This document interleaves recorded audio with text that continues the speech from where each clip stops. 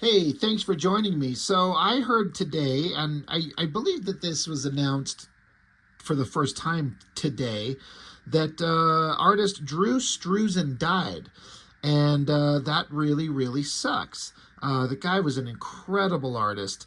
And I'm kind of sitting here just kind of doing an impromptu video because I feel like I kind of want to talk about the guy's work a little bit, and so I don't have my thoughts kind of gathered because I didn't really have much time to think this out, and I'm not like an expert on the guy like in the slightest. He's just one of those guys whose work always just looked incredible, and from like a process and how he makes his work, I've always been fascinated by it. So I just thought I'd throw together a quick video so we could look at some of the amazing work from Drew Struzan.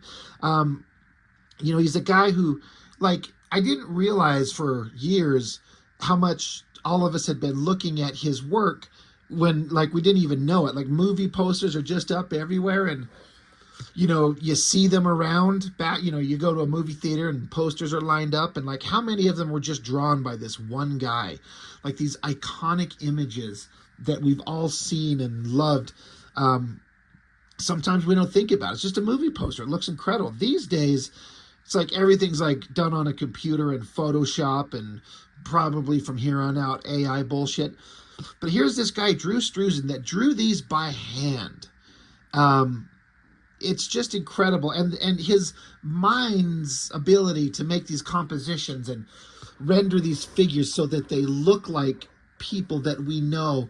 The guy was so profoundly interested. And so again, I have a very low-tech setup. I've just got my iPad out and I'm just using my phone to point at it. I don't have a video editing setup to do this like a real YouTuber professional video. So I did go looking for an art gallery where we could see the guy's work, and I did find this place that from my kind of quick search, where they're selling posters of the guy's work, which is why some of these, not all of them, but some of them have like visible creases in them. So just kind of forgive that, because each one of these has a good zoomed in image of the artwork. Like, it still won't let me, like, it won't let me zoom in on them. I can just double tap on it, and this is as close as we can get. But it gives us the opportunity to kind of look at the art up close. And I've always been fascinated with how he does this. And I'm not, there's just this kind of mixed media technique that I just don't understand. I did Google, it's just a Wikipedia, like his creative process. I've got that kind of pulled up here. It says that he starts out his sketching out drawings on gessoed illustration board. So what I was wondering is, I think you can see it through the camera, like on his face here, there's these sweeping lines through it. And it kind of looks like a layered bit of kind of like paint or media or something like that. I'm not sure what that is, if that's like part of the gessoed artboard that creates that texture and he's just painting over that, or does he draw in these sweeping lines, like these sketchy lines over here? It's just fascinating to me. Like, it's like it makes it so it doesn't look completely photorealistic, which is what I don't want. It makes it look like a piece of art. That's the thing about really good art, in my opinion, where if you zoom in up close on it, you can see like the brush strokes or the pencil strokes and just see the hand that's creating it. But when you back out of it, it all comes together and looks so ridiculously perfect. But I kind of don't understand what these sweeping lines across it are, how he gets these textures going on here. It says gessoed illustration board, then tinting the draftsmanship with airbrushed acrylic paint, finishing up the highlights and other details with colored pencils and more airbrush if needed. So that makes sense. But like, look at this weird texture across the top of Indiana Jones's hat. Like, how and why is that texture created? Up here you can see these sweeping lines. So I'm like, is this him using a pencil to create these lines, or is it a brush stroke? I don't understand, and I'm hoping, as is usually the case, there seems to be a lot of people that will watch the video and know the process and know more about this than I do, and will be able to kind of explain, and then we can hopefully all learn. But again, if he does airbrushing and then gets in here with a colored pencil, and draws in some of the more refined shapes over here on Sean Connery's face, like his beard, when you're looking at it up close, you can just tell that, again, I don't know, it kind of looks like it could be brush strokes. It says airbrushing and pencil, so I don't know how much he would come in with an actual paintbrush and paint things in. Again, I'm kind of guessing here, but whatever it is, you can see how it's just simple art strokes of dark shadows, mid-range tones, and then nice highlights to give it the gray in his beard. And when you back out of it, it looks practically photorealistic, but zoomed in on it, like, again, this is something that I like, where you can see the artistic kind of rough handcrafted art that's in there. You can see the hand that's touching it. It's not like some computer bullshit, hyper precise, hyper pristine, flawless piece of color and pencil. There's got like a rough hand to it, and it just makes it so much more interesting. The sun behind Indiana Jones here, and then see these swirling circles. I'm curious as to how he does that. It's so neat. The horse looks fantastic. The enemy soldiers chasing him, the horse, the tank. Is this like just taking white paint and splattering it down below?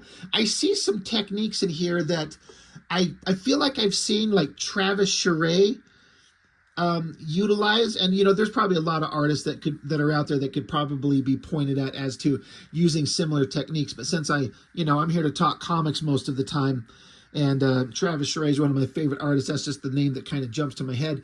But just the horse's leg is just kind of roughly drawn in with just a shape.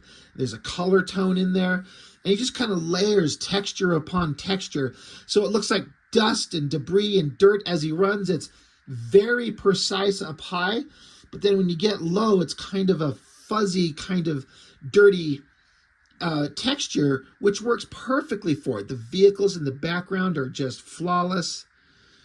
1989 when he did this one. It looks so awesome. The bad guy there, the grimace on his face. Again, the textures around the edge of it looks like it's made of stone. So great. So that's one to look at. So I'm going to go back to the gallery and, pick out a couple that we think, we being me, who doesn't love Big Trouble in Little China? God, they're selling these posters for like $800. It's insane. Let's get it zoomed in. Come on. Zoomed right in. So again, you could totally see, like, I'm sorry. I apologize if I'm going to sit here and say all the time over and over, I wish I understood how he does this. It looks like there's like maybe a colored pencil, a pencil of some type, drawing in here and then highlighting it. Like it looks like almost like a regular lead pencil turned on its side. Now, it's probably not just a lead pencil, maybe a colored pencil with like a light stroke kind of going side to side to give it this light tone. And then it gets in there darker in the folds, just adding layers of tone. And then the highlight, like the white highlights are what really makes a thing pop. But again, you could just see the brush strokes, the pencil strokes. It's all in there. It feels so hand-drawn, which, I mean, duh, it is. But I will look at this and be just enamored with it way more than AI art. Although AI art is developing so fast that sooner or later it's going to be able to replicate this bullshit. And then all human hand is going to be able to be just removed from the creative process. And that shit pisses me off. I love Lopan right here. The glowing effect on his eyes. That looks so badass. The truck looks fantastic. Got Jack Burton's nuts right there. His knife. The awesome design in that shirt. But again, I hope that these details are coming through. Like you can totally see the pencil strokes of everything in here. I know that I watched this movie or a documentary on him one time. I believe he was doing the Hellboy movie poster. And I remember watching that, being fascinated, where like he would talk about taking his pencil, instead of drawing with the pencil lead going straight down on the artboard, he always would keep it kind of laid at the side. So as he draws, it's helping to keep the tip of the pencil filed to a point. So he never dulls his pencil tip, or at least minimizes it, which I thought was a fascinating thing. And I've tried to kind of employ that on occasion, to limited effect. But again, just look at it, all the pencil strokes in here. It makes me want to draw. I'm like, I get what I'm seeing, sort of. Like, I feel like this is like the blessing and the curse of looking at a great artist, is you look at it and you, like, as an artist, you understand what you're looking at. Like, I get it. I could totally do that. And then you go and try and you absolutely cannot. Like, you just cannot. Also, another indicator of like really good artistic ability is to capture the likenesses of an actor so it looks like them. And I mean, look at the expression on Jack Burton's face there. Like, he's so fucking goofy, which is exactly who the character is. Now, obviously, he used photo reference, maybe light, no, what's not light box, but like a projector to trace the facial structure to get the likeness. Whatever the process is, I don't care, because he's given license to do that. He's allowed to do that, and his job is to make art for a movie poster that looks like the actors. God, look at the, like, just kind of random brush strokes or pencil strokes going on there. Gun looks so great. Look at the colored pencil strokes going on back there. Oh, it's just so fascinating. Love it so much. Let's move on to another one.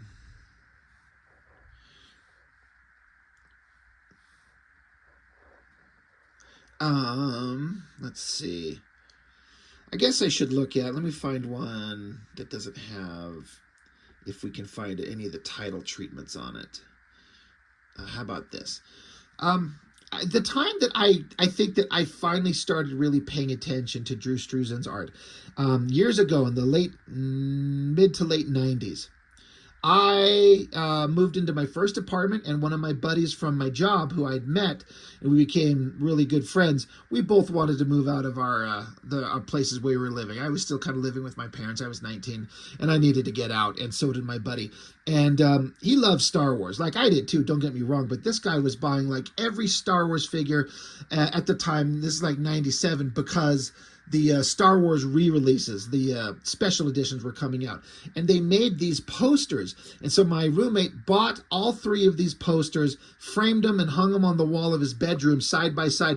And so he also bought a computer, so I spent a lot of time in his room on his computer, like perusing the burgeoning internet for the first time in my life. So I spent a lot of time getting to kind of stare at these things. And this is where I started paying attention to the fact that these are hand-drawn pieces of art, and just getting fascinated with the technique. It's so interesting. Everything just works. How he has to, factor in leaving out space for the text. You got to like compose the art in a way to leave space for the text. And also it was a triptych where you have all three movies. So the art has to look good together, all three of them together in the same like side by side. The composition has to work with all three of them lined up together, but also you have to have them work individually and leave room for the credits and names and dates and all that type of stuff.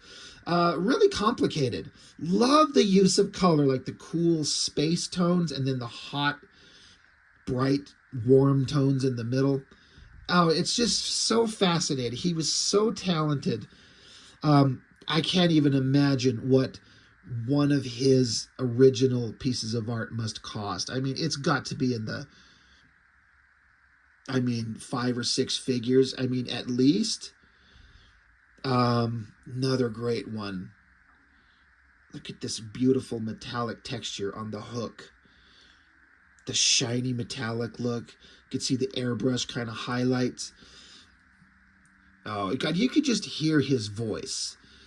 He's like, where's the cop? It's me. Like, you could just hear that. That movie, it wasn't the greatest movie on the planet. It's not the best thing Spielberg's ever done, but I've kind of learned to like it a lot more as life goes on. And of course, anytime you have Robin Williams, it's just kind of got a magical quality. Look at it, just looks just like the guy. Like, it's so perfect.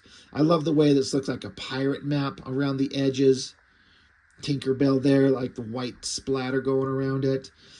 Smee, Bob Hoskins. It looks so good. Love the ship. That's the back of the boat, right? It has to be. The mermaids. Like this art right here. Again, I'm not trying to I don't know. I see that and I can see Travis Charest in there. Like, there's just something about that feels very similar. And I don't mean that as a negative in any way. The Lost Boys there. Rufio. Just fantastic. So, I don't know. I'm probably just getting boring here, just repeating myself, just talking on and on about his artwork. But, I mean, the guy was just an absolute legend. Let's look at the other Star Wars ones real quick. Yeah, come on.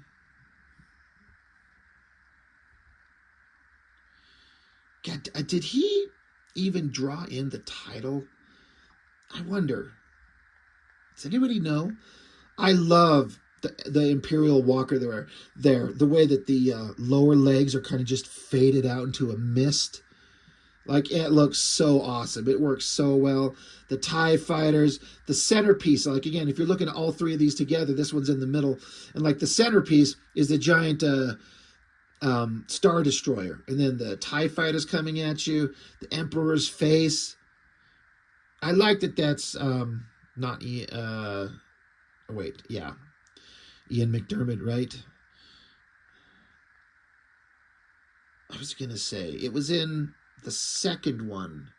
It was the first time we saw the Emperor, and on the hologram, and the actor playing the Emperor, if I remember correct, it was actually a female, was a woman, but playing a man.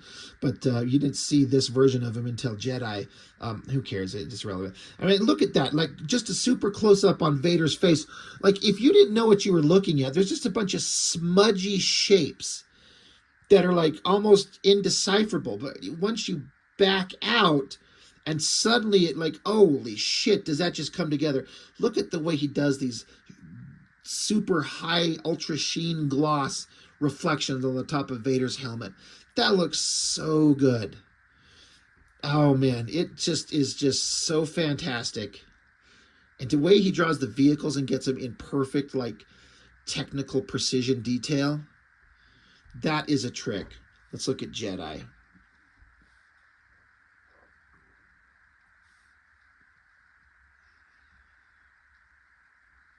Come on.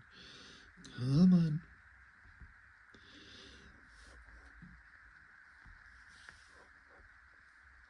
Yeah, I wish it would zoom in a little bit closer. Chewbacca looks great.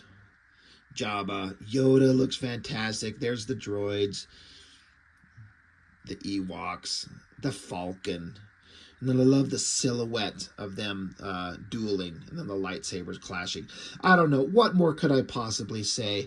Drew Struzan did some of the most inspiring and interesting art that anybody's done for movies. And for those of us who got to grow up in the 80s and the 90s, when social media and the internet and, phones that could show you anything instantly, these movies were a big part of our kind of cultural collective kind of interest. And they were entertaining and fun and inspiring, and having these movie posters like this that just look so dang good, it's just so inspiring. I don't know what else I could possibly say. All of these things. What a fantastic artist. I'm just trying to see if there's one last one that would be worth checking. I mean, they're all worth checking out, but, there's only so much time. How about Back to the Future? This is Back to the Future 2, right?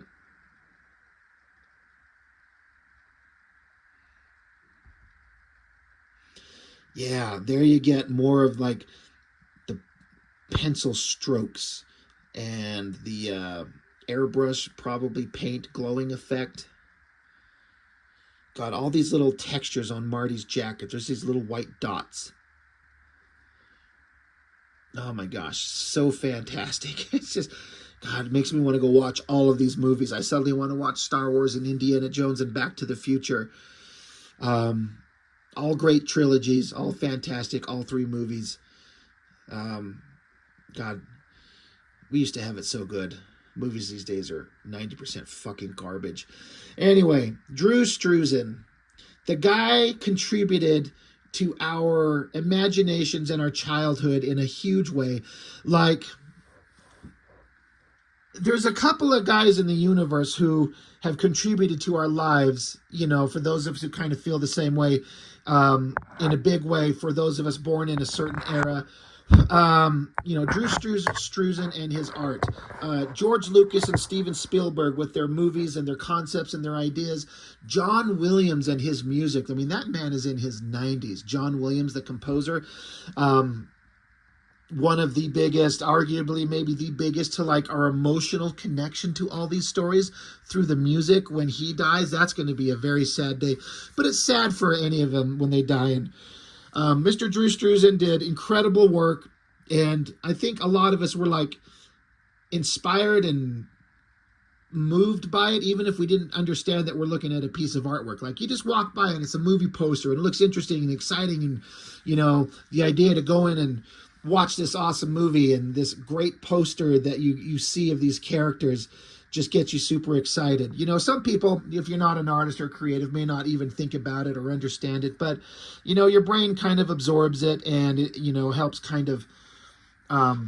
get you excited for a thing, even if you don't understand why. I don't know if anything like I'm saying there makes any damn sense, but it's a sad day. So I read that you know, I think he was 78. I think I read. I guess I could just pull it up right here. I still have my phone right here. Yeah, it says 78 years old. And it says here that in March of this year, his wife revealed he had been living with Alzheimer's disease for several years, saying that his illness had progressed to the point where he was fighting for his life and could no longer paint or sign things for fans. He died on October 13th, 2025 at the age of 78. So as of this recording, that was just yesterday. And one of my buddies, Chuck Gibson, kind of sent a message to me and just said, hey, by the way, Drew Struzan died.